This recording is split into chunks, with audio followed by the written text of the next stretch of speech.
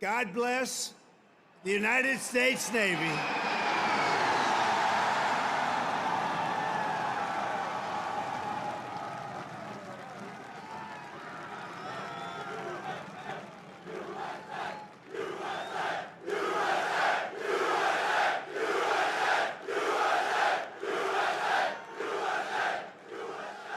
Well, that was good timing, wasn't it? Huh? We had to get that right. We had to get that right. But they always get it right. I was just given a display with a wonderful First Lady, the likes of which I think few people have ever seen before. We were a few minutes away, and the display of strength was absolutely incredible. We appreciate it. Thank you, Navy. Thank you very much.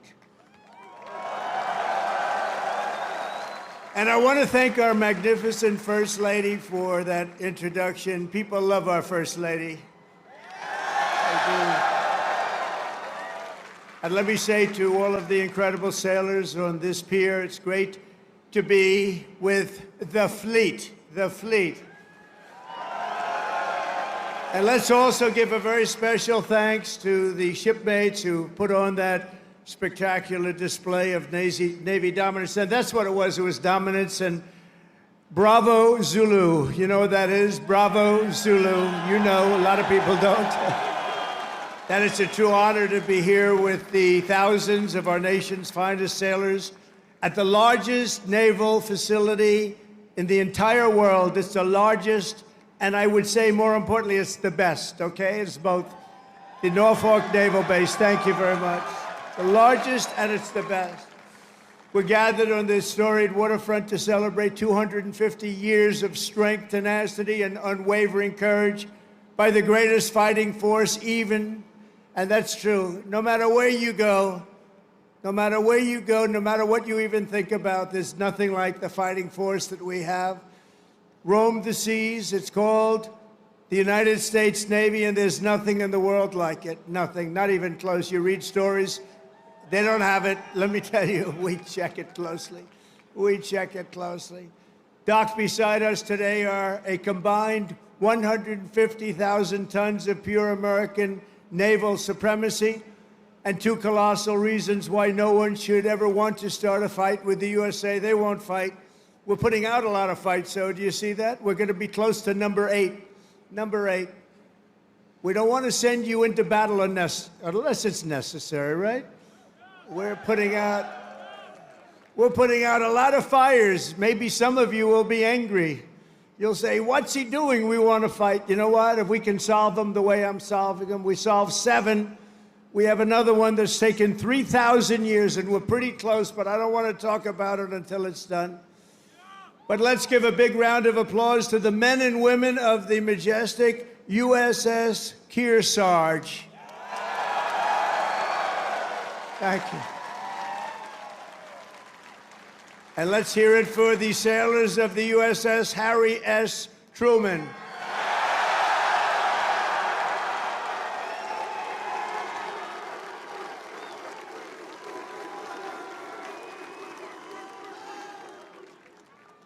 Those who call this carrier home live by a motto that captures the spirit of America's Navy.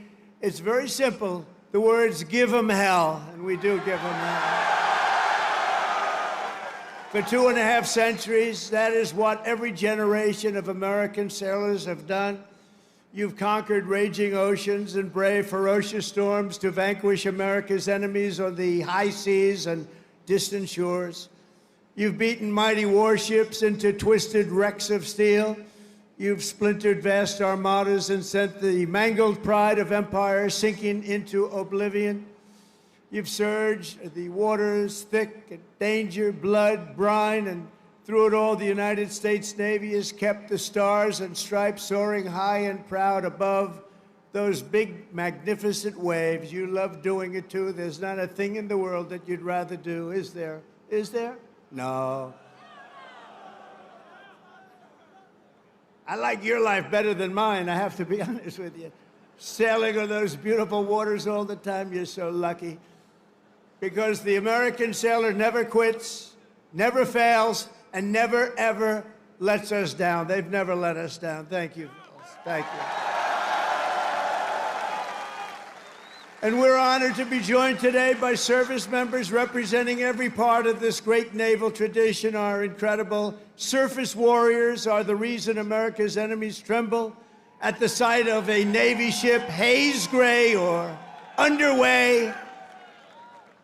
The instant U.S. carrier, cruiser, or destroyer breaks across the horizon, every tyrant and adversary on the planet knows their choice is very simple. It's leave America in peace or be blown up in fire and fury never seen before. All over the world, people know of the skill, nerve, swagger, and sheer attitude of the boldest and most daring pilots on the sea, the U.S. naval aviators, and I just got to witness it with Melania. They land screaming jets on pitching decks in the dark of night with no room for error. There's no room for error. The greatest pilots in the world. And while Navy pilots rain down pain from above, the greatest adversaries fear the daring deeds of our silent service below.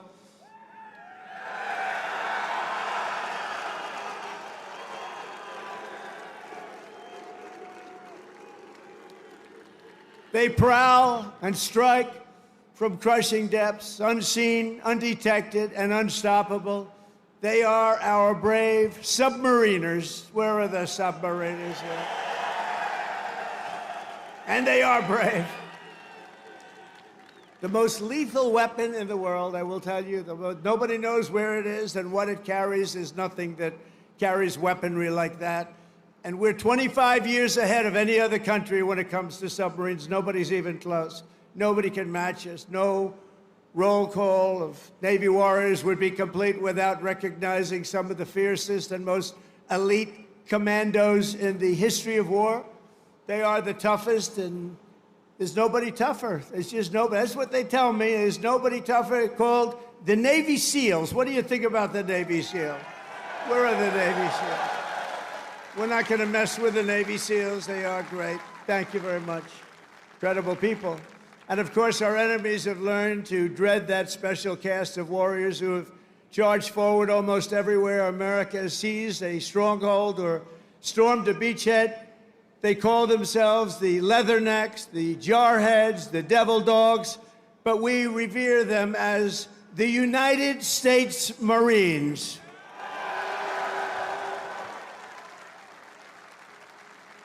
Incredible people.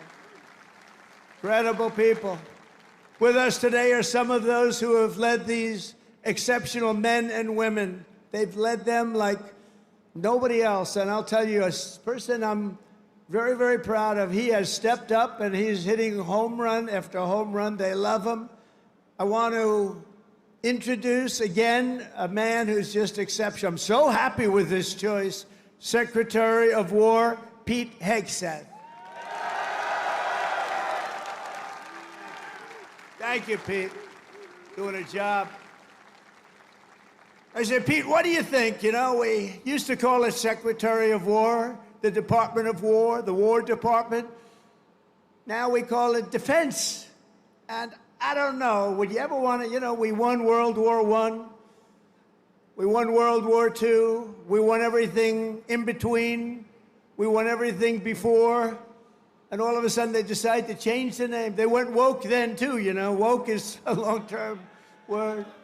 I said, what do you think about changing it to the Department of War? He said, I love it, sir. And that was about the end of it, right? That was the end of it. Thank you, Pete. Great job. He's a great leader. Also, Secretary of the Navy, a very, very successful man. He gave it all up to do this. And we're designing more ships. We have more ships being built shortly. We're going to have more great ships being built than we've ever had being built in the history of the Navy. John Phelan. John, thank you. Great job, John. He made a lot of money in the private sector, and I said, you want to do this, John? We need a lot of ships, so we need them fast. And he said, I want to do it. He gave up a lot, gave up everything to do this. But he's loving it, and he's doing a fantastic job. Chief of Naval Operations, Admiral Darrell Caudle. Admiral, thank you. Great job. Rear Admiral Gavin Duff.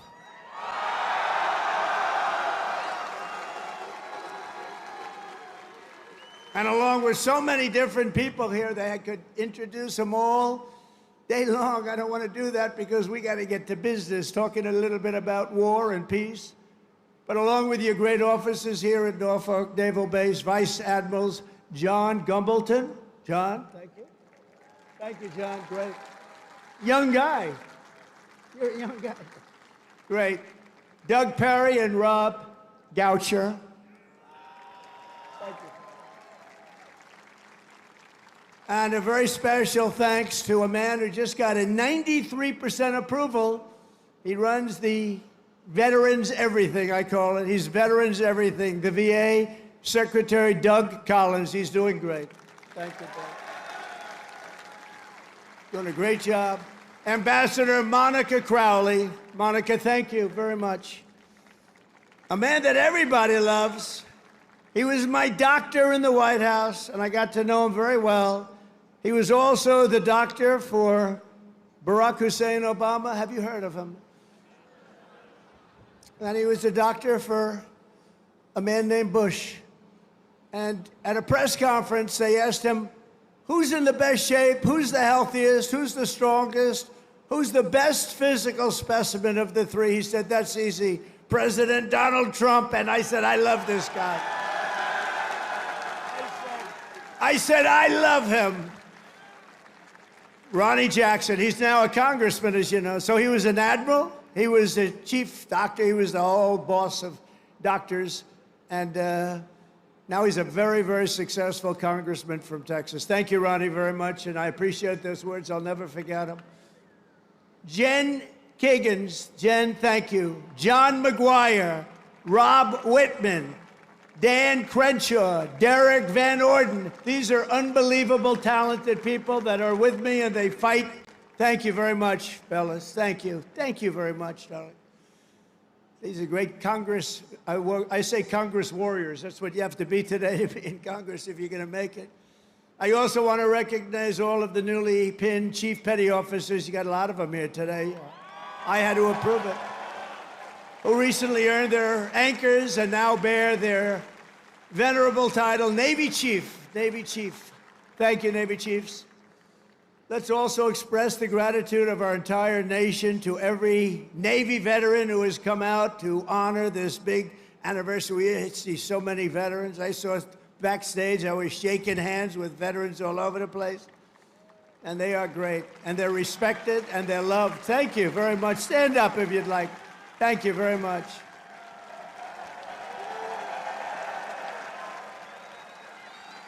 They're really loved. I saw it backstage. I saw so many veterans. My hand will never be the same. Thank you very much. A great honor. And a very special thanks to the countless Navy families who support our sailors with such love and devotion. None of what are, and think of this, without them, you wouldn't be celebrating today. Many of you would not be doing very well. Male or female, you wouldn't be doing very well. So we want to thank our family members, right? All of them. Parents, husbands, wives. Thank you. Thank you very much. From the American Revolution until today, the story of the U.S. Navy is a tale of loyalty, sacrifice, and commitment stretching back 250 years. So we're celebrating 250. I almost thought I wouldn't get to do that because I was president in 2016, and then they rigged the election on me. And then we caught him, didn't we? We caught him, but you know, we had to run it again. I ran it again, and I got 250, and I got the World Cup, and I got the Olympics. Can you believe all of it? In my first term, I was the one that got the Olympics. I was the one that got the World Cup. And I said, you know, the sad part is, maybe I'll go, maybe I won't even be invited because it won't be during my term. I would say, if we're a Democrat, I might not be invited. They don't love me exactly too much. And then when this happened, now all of a sudden they got all three. But you know what's the most important? 250 years is the most important, above World Cup, above Olympics. But we got them all coming. And on June 14th, next year, we're going to have a big UFC fight at the White House, right at the White House, on the grounds of the White House.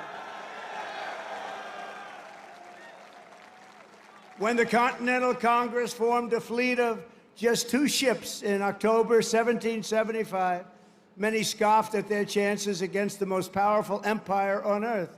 That was the most powerful ever, relatively speaking. We had 2 ships. We had nothing other, but we had great heart. They didn't know the audacity and the grit of the American sailor. They had no idea the war for independence gave us some of the greatest American heroes of all time, including the father of the U.S. Navy, Captain John Paul Jones. You know that. When a far stronger British ship demanded his surrender, Jones yelled back that timeless battle cry right now: "I have not yet begun to fight." Don't ask me for that. Think of that. I could just see it. He's a wise guy. He's asking, I haven't even begun to fight, and he knocked the hell out of him. In the War of 1812, Captain James Lawrence shouted his final words to his crew as blood streamed down from his mortal wounds. "Fight her till she sinks," he yelled. "Don't give up the ship. Don't give up the ship." These are all incredible, very, very famous statements now, with years and time, very famous. Don't give up the ship. I say it all the time. You're a little behind. I say, don't give up the ship, and we win. We all know how to win. Today, that eternal creed is written into the hearts of every sailor in the fleet.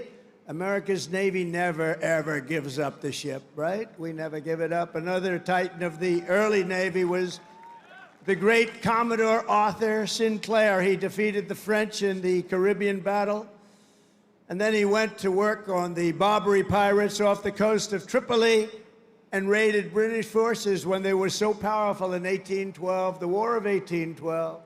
He raided them. He was knocking them out one by one. Everyone said, where does this guy come from? And we're all descendants when you think of it.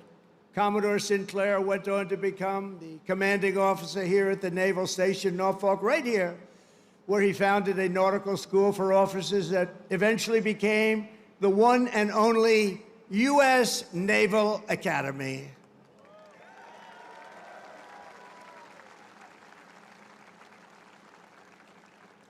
And I'm going to be at your Army-Navy game this year. Who am I going to root for, huh? You may be surprised.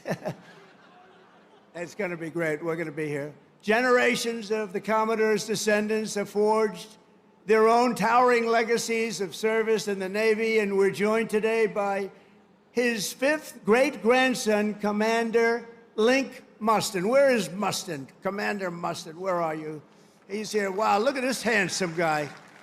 That's good genetics, right? He's got good genes. Thank you very much.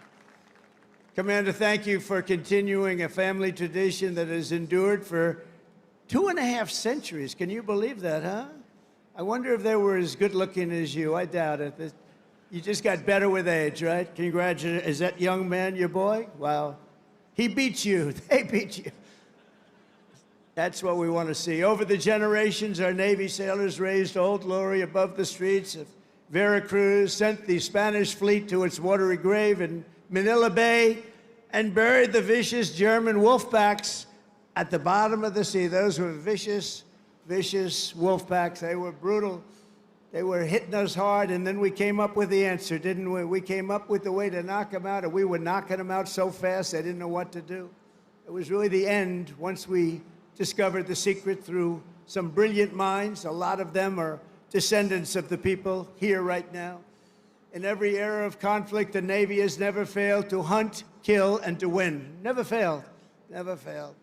In World War II, Admiral Bull Halsey's motto, hit hard, hit fast, hit often, and that is exactly what the sailors do.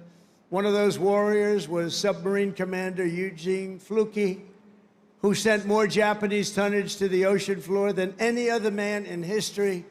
I don't like to talk about it too much now. You know, they've been a nice ally, but anybody from Japan here right now? We'll get off the subject immediately. But think of it, sent more tonnage to the bottom of the sea, one after one. Aboard the famed USS Barb, he destroyed a Japanese tanker and a carrier with a single salvo to his men's chagrin. They were very concerned about it. They didn't think we could do that, and he just knocked them out one after another. And again, torpedoes were flying, but His greatest feat came when he spotted 30 enemy ships at port off the coast of China. You know that, a very famous story. Commander Fluke ordered his men to their battle station, slipped into the harbor, and sank 6 vessels at one time before taking off into the beautiful, wild blue ocean. He received 4 Navy Crosses, the Legion of Merit, and the Congressional Medal of Honor. That was a brave guy. In recognition of the incredible achievements of the USS Barb under his command, this December we will lay the keel of a brand new Virginia-class submarine bearing that same legendary name, and his grandson, Tom, will be there to pick it up. Tom is with us today, and I want to thank you for keeping that great legacy around. Where is Tom? Oh, look, stand up, Tom. Great. Good, Tom. Thank you. That's good. That's good genes too, Tom, isn't it? That's good stuff. Thank you very much, both, for being here. From Midway to the Coral Sea to Leyte Gulf, American sailors fought the most epic naval battles in history. And at Normandy, the Navy led the greatest armada ever formed to deliver the single largest invasion force the world has ever seen. One of the sailors who did it was Felix Maurizio, who enlisted at age 18 and trained right here in Norfolk, trained right here. On D-Day, June 6, 1944, Felix manned an amphibious landing craft that did 6 harrowing runs to Omaha Beach. You all know about it. These are all famous fights. He delivered hundreds of American troops into the battle, including his brother Sal. Felix lost so many of his friends that day, but he kept fighting. He kept going out there, getting more soldiers, getting more of everything. He just kept coming. They couldn't stop him, and went on to serve in the Pacific under the great Admiral Nimitz. In February 1945, he spent his 21st birthday landing Marines on the blood-soaked sands of Iwo Jima, one of the bloodiest, toughest battles ever. Historic battle. 6 months later, he was aboard the USS Talladega in Tokyo Bay. When Japan surrendered, they said, I don't think we want Felix hitting us anymore. And he retired as a chief petty officer in 1966. This year, Felix celebrated his 100th birthday, and he is here this afternoon as a living testament to the glory of the United States Navy. Wow.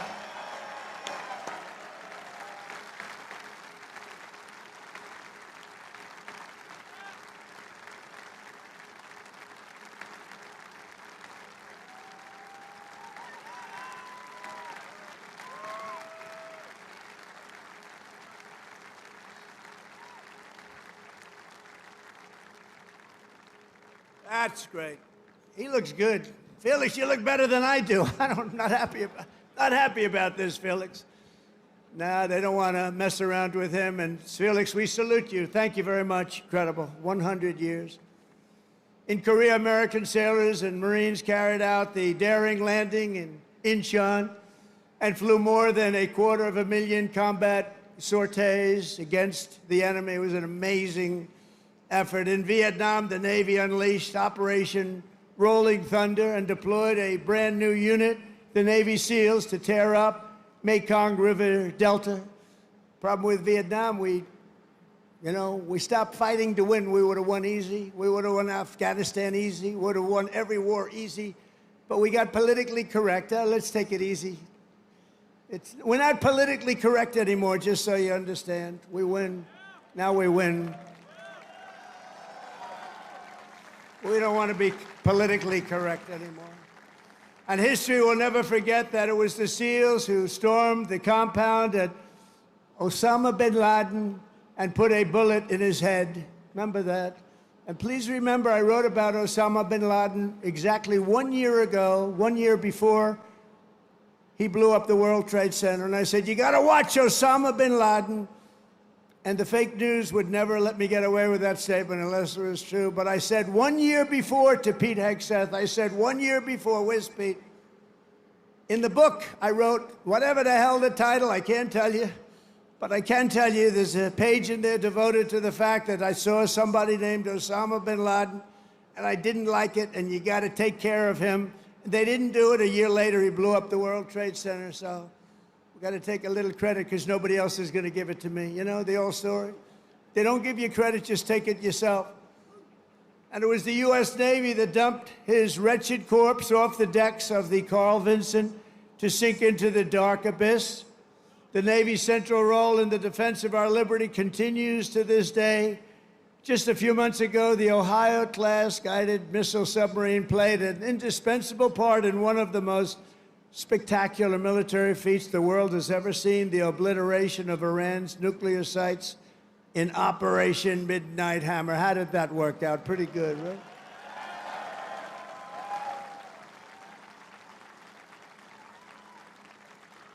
And we shot 30 Tomahawks, you know that. On top of, after the B-2, how about that? The B-2s, what they did, those beautiful flying wings, what they did, they hit every single target they hit. And just in case, we shot 30 Tomahawks out of a submarine, every one of them hit too. So I would say Iran was not particularly thrilled. They were going to have a nuclear weapon within a month. And now they can start the operation all over again, but I hope they don't, because we'll have to take care of that too if they do. I let them know that you want to do that, it's fine, but we're going to take care of that, and we're not going to wait so long. It should have been done long before I came along. You know that I had the pilots of the B-2s in my office, the famous Oval Office. I had them in the B-2s. They came in to the White House, and we talked about it. They said, you know, sir, for 22 years, our predecessors and us trained for that hit. For 22 years, they were training to take out the nuclear potential of Iran. He said, but it was only when you came along that we did it. And they were so happy that they did it. But they've been training for that hit for 22 years, but no president wanted to do it. They would have had a nuclear weapon within a month, probably within a month or shortly thereafter. And speaking to them would have been much more difficult. In recent weeks, the Navy has supported our mission to blow the cartel terrorists the hell out of the water. You see that?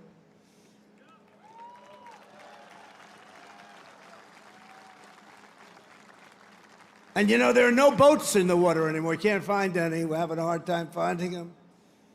But you know, it's a pretty tough thing we've been doing, but you have to think of it this way.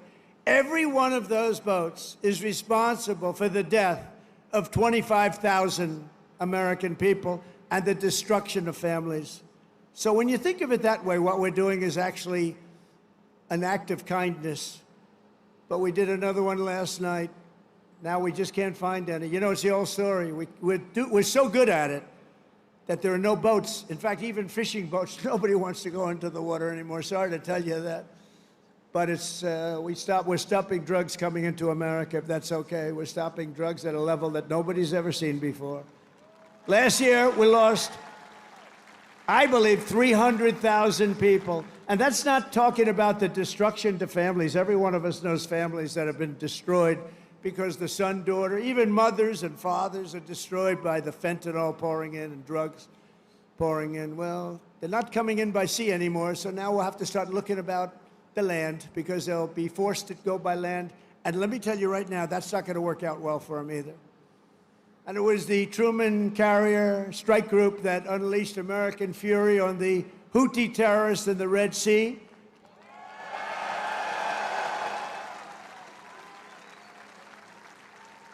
And as you know, they settled. But they settled because they made the statement to us, we've never been hit like that ever before.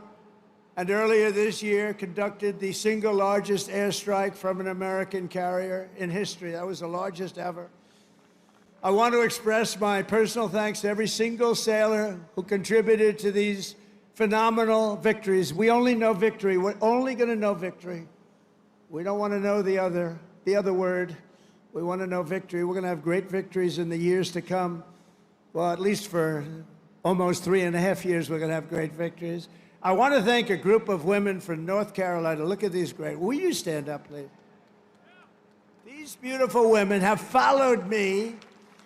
This is number 151. You could call a rally. This is sort of a rally. Let's face it, this is a rally. This is a speech of love. We all love our country.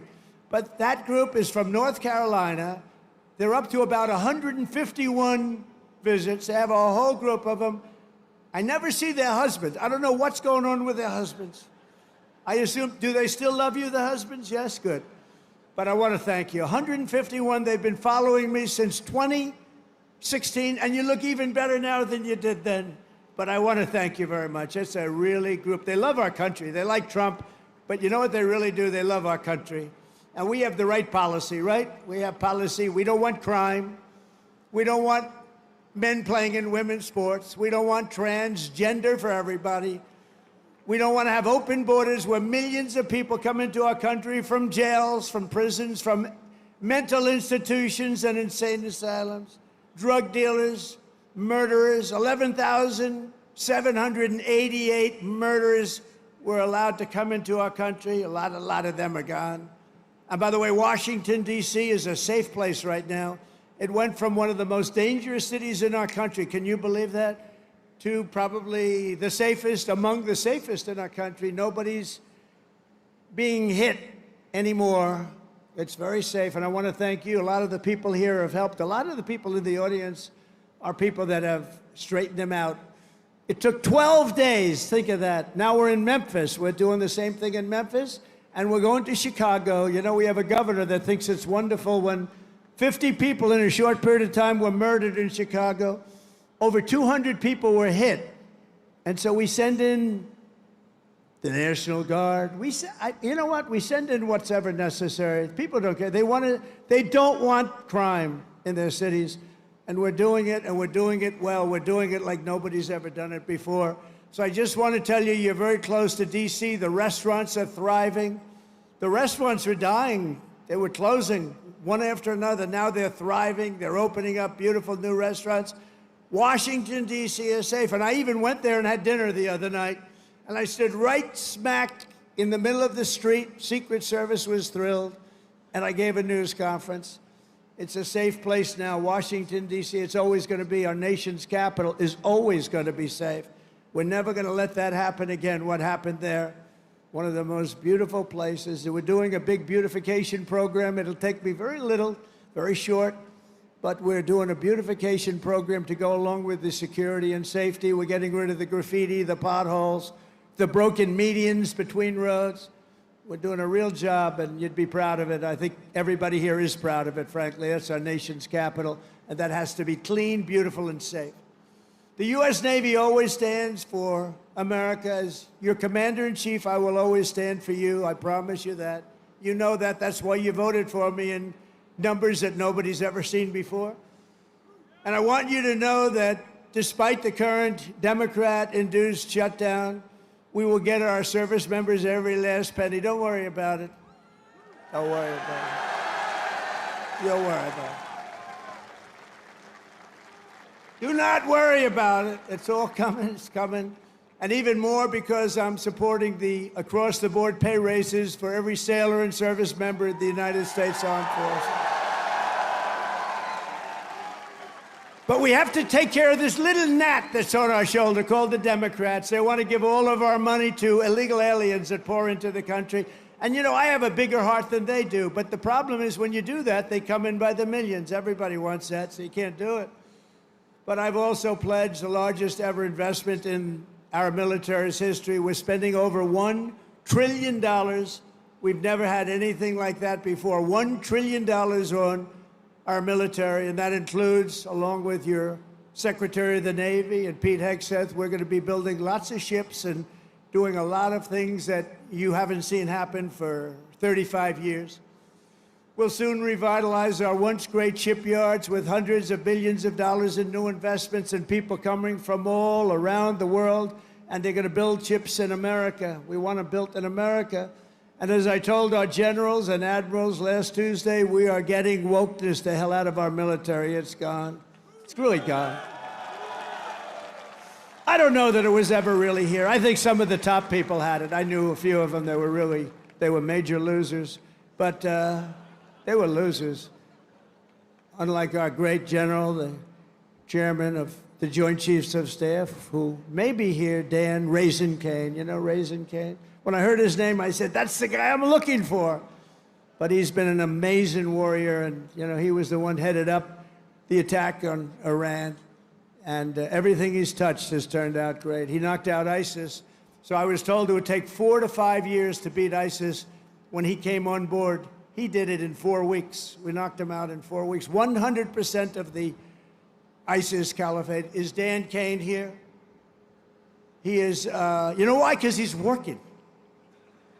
That's the one thing. We don't have to worry about him. But he is a fantastic man. That's the man I wanted right from the beginning. I said, if I ever do this again and if I can get lucky enough to win, because we have a base like nobody in history has had, I said, I'm going to pick Raising Cane as the chairman. And that's what we did, and he's been incredible. We will not be politically correct when it comes to defending American freedom. That's why we have renamed the Department of Defense at Department of War, as I said, and we have changed the name of the Gulf of Mexico to the Gulf of America. That was easy. That was an easy one. You know, for years I've looked at it, and I added it up, and I figured we have 92% of the frontage. I say, how come we call it the Gulf of Mexico? I mean, I wouldn't say that Mexico is thrilled with me, but what are you going to do? It's the Gulf of America, and I love it now. I was watching the other night a report, and they said very routinely, in the Gulf of America, this is the, you know, they just went on to talk about it. They didn't do it with a smirk or a smile. They didn't say, in the Gulf of America. No, it's called the Gulf of America now, and nobody's playing games with it. We got sued by the Associated Press, and they lost. In fact, the judge was so good, he said, he's calling it the Gulf of America. He's got all the approvals. You have to do that, too, to the very liberal Associated Press. They got thrown out of court. In fact, they're almost not allowed to cover me anymore because of that. It was a big hit. So I'm very proud of that. Under our leadership, the spirit of the American forces is soaring like it has never soared before. I think right now we have more spirit than we've ever had before. After years of recruiting shortages, we couldn't get guys or gals to become sailors. 1 year ago, they didn't want to be a sailor. Although I must say, once I said we're going to run, a lot of people, it made it better. But let's go back 2 years, and it was even worse. Because there was no hope. We had this horrible, horrible president who had no clue what the hell was happening. The chances of him walking down those stairs successfully were not good. And I have to be careful, because one day I'm going to probably fall. No, the North Carolina women said that will never happen to you. I always say, walk down the steps nice and slow. You ever notice I do nice? I don't have to bop down the stairs. Walk nice and slowly. But we have a waiting list. Think of this. We have a waiting list for people wanting to get into the United States Navy, the Army, Navy, Coast Guard, Marines, Space Force. Oh, we love Space Force. But think of it. We have a waiting list for every branch of government now, and that includes police and firemen. They didn't want to. Nobody wanted to be a policeman. Now they want to be a policeman. Now they want to be in the Navy. They want to be in the Air Force so badly. The Marines, the Army, they want to be in all of it. They love Space Force. I love Space Force because I created Space Force. That was my thing. And it's going to turn out to be one of the most important. But 1 year ago, our country was dead. We had a dead country. People say, sir, you shouldn't say that. It's too straight to withdraw. We had a dead country, and today we have the hottest country anywhere in the world by far. 1 year, think of it. 1 year ago, we were dead. The king of Saudi Arabia said to me, President, 1 year ago, we thought we lost America. We thought it was a dead country, and now you have the hottest country anywhere in the world. He said that. I use this term. And I'm pleased to say that 2025 was the Navy's single best recruiting year ever. Not bad. So you went from those embarrassing headlines of a year ago. Think of it. Nobody wants to go into the Navy. How does that make you feel? Now you have a different problem. You know what the problem is? Everybody wants your job. I like that better, right? No, but nobody's going to take your job. You were with us when it was not as nice. It wasn't as nice. Those are the people I like the best, too. The people that were with me when it wasn't looking so good, like these ladies from North Carolina. They were with me when it wasn't looking that good. lot of fake scandals were created, all fake. One of those eager new recruits is 18-year-old Aiden Rollins, a recruit like I'm so proud of. Aiden's father was a sailor, his grandfather was a sailor, and after 4 years of Navy ROTC, it is Aiden's turn to carry on that tradition. When he enlisted in April, his father, Daniel, a Navy veteran, was so inspired that he decided to re-enlist too. Wow. I'm delighted to say that father and son are here with us today representing the future of this great fleet. Please, Aiden and your father, please stand up. But wow.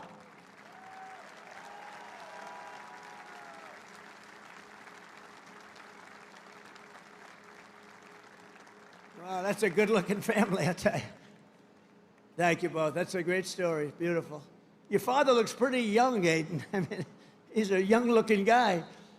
Every sailor, aviator, submariner, and shipmate in the Navy inherits a tradition of excellence and daring, power and glory unmatched in the long saga of mankind's voyage on the sea. From that first ship, the schooner Hannah, to the awesome sight of a modern carrier battle group underway, the U.S. Navy has always been the iron will of a proud and mighty nation pushing forward through the currents and over those big, beautiful waves, through the spray of raging combat and the fog of naval war. America's sailors have proven time and again that our Navy does just the best job there is. Anything having to do with sailing the oceans, there's nobody to compete. We own the skies, we stalk the depths, and we rule the seas like nobody has ever ruled the seas. From Boston Harbor to Hampton Roads, from the Philippine Sea to the Red Sea, from the Guadalcanal to the vast, great Atlantic Ocean. Our sailors have seized triumph upon triumph. We don't know anything about defeat. We heaped honor upon honor and carved greatness and splendor into the pages of history. We only talk about the Navy and only use that word, splendor. We also say victory because that's the other. We have splendor and we have victory on gun decks and flight decks. In torpedo rooms and cockpits, they have poured out their blood, sweat, and tears and offered their very lives to defend this land between the seas. They have crossed icy canals, leapt from burning wreckage, plunged into frigid waters, soared into deadly skies, and slashed across the mine-infested bays to claim American victory and to defend the cause of liberty, to defend, quite frankly, the American flag. In every era and every part of this globe, our sailors have fought with courage in their hearts, patriotism in their souls, and salt water in their veins. You have that salt water. Don't let the doctors change it. Keep it, because there's nothing like it. There's no blood like it. And standing before all of you today, I know that whatever our nation is threatened and whenever they need help, whenever duty calls, American sailors will hoist our flag high and they will rally to Admiral Farragut's immortal battle cry, "Damn the torpedoes, full speed ahead, go, you son of a gun." With your help, we will fight, fight, fight. We will win, win, win. Because of you, our Navy and our country will always be proud and righteous and mighty and free. Congratulations once again on 250 years of total dominance. Sail fast, stay strong. Thank you. God bless our sailors, and God bless the United States of America. Thank you very much, everyone.